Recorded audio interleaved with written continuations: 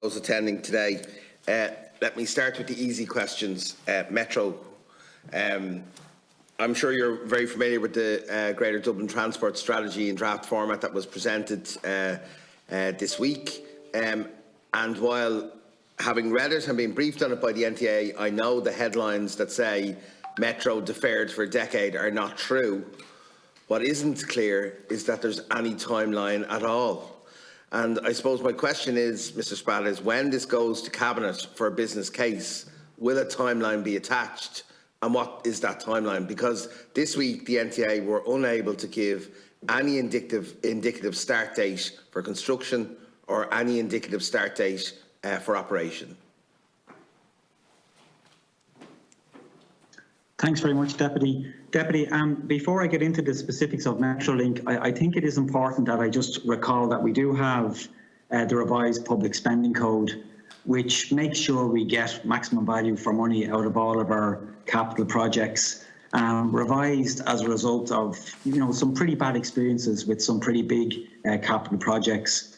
We do have a number of decision gates, so starting with this decision gate 0, where you have this strategic assessment report. You then move into the preliminary business case, which is subject to an external review. You then move on to a full CBA in order to proceed to tender. And again, that's subject to an external review as well. And only then do you go with another second full CBA prior to the awarding of contract.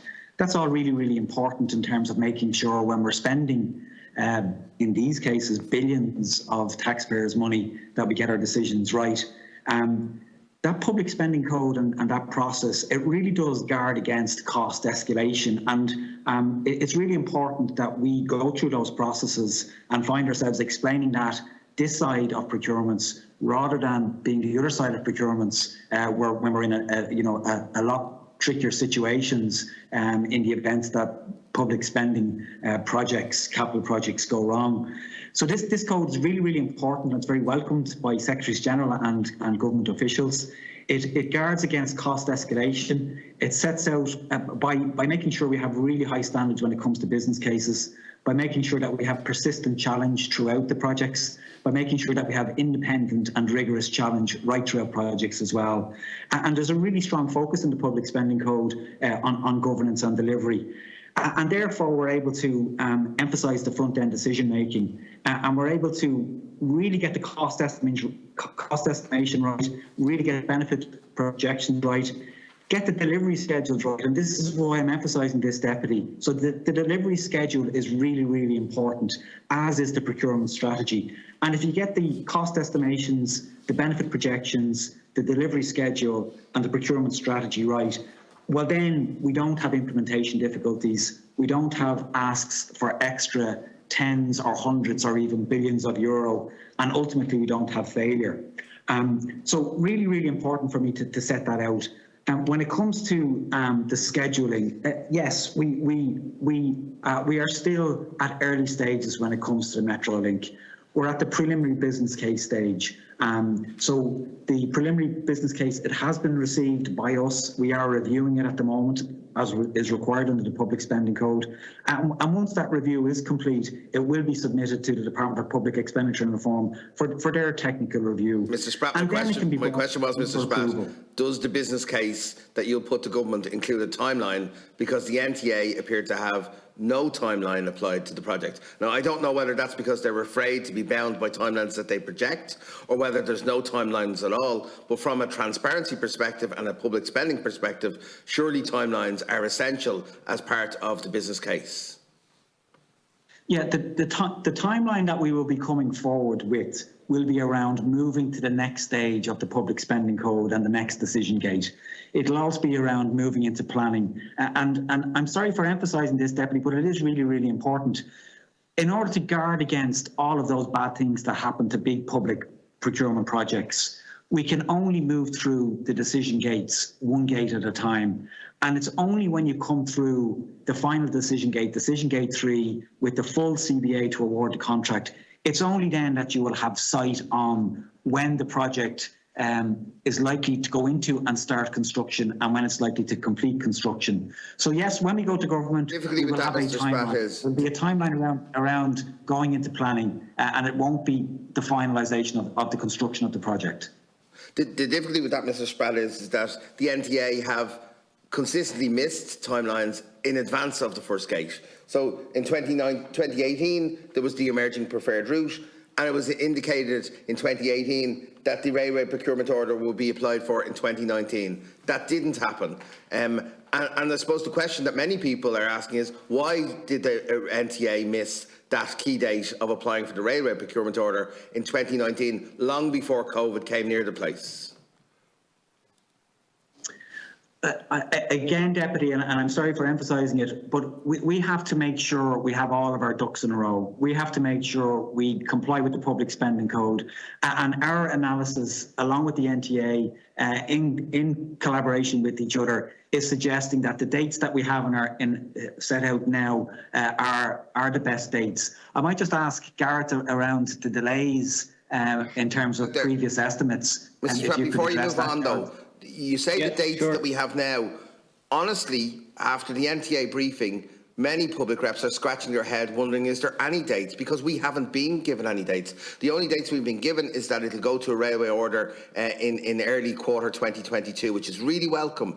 But other than that, we've no other dates. And I repeat the question. Perhaps it's a reluctance to be tied down to dates, or perhaps there's no dates at all, but it's really important that those dates are made public so we can keep track of delays. And I refer back to the 2018 statement which announced Metro North. They were very clear. They said 2018 emerging preferred route, 2019 railway order, 2020 granting of the railway order, 2021 construction commences, 2027 Metro is in operation. The question is, were those 2018 days correct?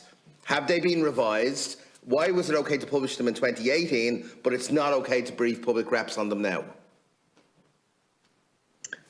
My understanding, Deputy, is, and I might just defer to Gareth, who's much closer to the project than I am, the revised public spending code has introduced changes which allow us to be much more accurate in terms of proceeding with projects, but subject to particular decision gates. So we can provide timing estimations around the decision gates, but we have learned from projects that have gone badly wrong that if you get your delivery schedule wrong, you will ultimately come back looking for extra time, more money, and potentially projects could fail. And we have some fairly significant examples of that where inaccurate delivery schedules were given, which caused all sorts of pressure, which led to delays, costs, and almost failure. So was the 2018 delivery schedule inaccurate? This schedule I just read out that was in the NTA announcement in 2018 was part of the National Development Plan. Was that inaccurate? Was it underfunded? Why have those dates been missed? This goes to the heart of the confidence in this project, because if we're missing deadlines now when we haven't even passed gate one, there's real concerns here. The timeline I've outlined: 2018 emerging preferred route, 2019 application for a railway order, 2020 granting the order, 2021 construction commences, 2027 operational. I have no updated schedule, and the NTA cannot apply new dates to that staging. So the question is, was it wrong to outline that in 2018? Have those dates been missed? Why have they been missed? And what is the department doing to make sure that the NTA don't miss further deadlines? I might invite Gareth in, if you don't mind, Deputy. Thanks, Ken, and thanks, Deputy, and thanks for highlighting that issue. I think it speaks both to your own points you raised there, just generally in your contribution on the frustrations around the timeline of this, and also speaks to Ken's points around what the public spending code and the revised public spending code is seeking to guard against. So, as we all recall, in terms of the emerging preferred route consultation and the preferred route consultation back in 18 and back in 19, there was a huge and phenomenal response to both of those consultations, raising very complex issues in terms of design, local community engagement, etc. And they did require a considerable amount of time to reflect upon and then revise in terms of the design and the route at that time. And it changed considerably, as we're all aware, from the emerging preferred route to the preferred route. So clearly those dates were not, were in retrospect were not feasible and were missed, if you want to put it that way. And it is the case then with the revised public spending code in December 19, as Ken has introduced, and 19, as Ken has spoken about, that's seeking through this decision gate mechanism to ensure that we get a lot better, again, as Ken mentioned in his answer, about ensuring that we're making the right calls at the right time. So right now, the timings, and it's fundamental, I think you acknowledge yourself there when you said it's hugely significant. Decision gate 1 is imminent, and that will allow the project to move into the planning system. And that is a massive step forward for this project. And then once it's in the planning system, it needs to come out of the planning system. There's no fixed date around that time. It will then need decision gate 3 at the end of that, approval to proceed, and that at that date, at that decision gate, that is the time we go to government and we set out the exact, what we think is the budgetary envelope for the project at that particular time, taking account of changes that may be required in the planning process, and also then the delivery schedule and also the benefits realisation. It's at that point then the measurement starts in terms of, are we on track or off track in the construction phase? Clearly now the real focus at a departmental level is to complete our review of the preliminary business case, and at a project level there are still outstanding issues. This is a huge, massive, complex project, likely the largest ever public investment project in the history of the state, and there are still issues at a project level in terms of closing out the necessary planning and environmental documentation to allow them be ready to enter the planning system. So there's a massive emphasis and focus at a departmental level and at an agency level to get this through decision gate 1 and into the planning system, and that really is the core focus right now. No, Chair, just thank the witness. I appreciate, Chair, but it's clear that the answers here also need to come from the NTA, and I would ask that we revisit our request that the NTA come before the Public Accounts Committee, because the Department of Transport are obviously operating from a procurement side on there, but we need the operation issues from the NTA and TII before us as well. We can do that, Deputy. I appreciate your discretion. Deputy Sean Sherlock. Thank you, Chair. I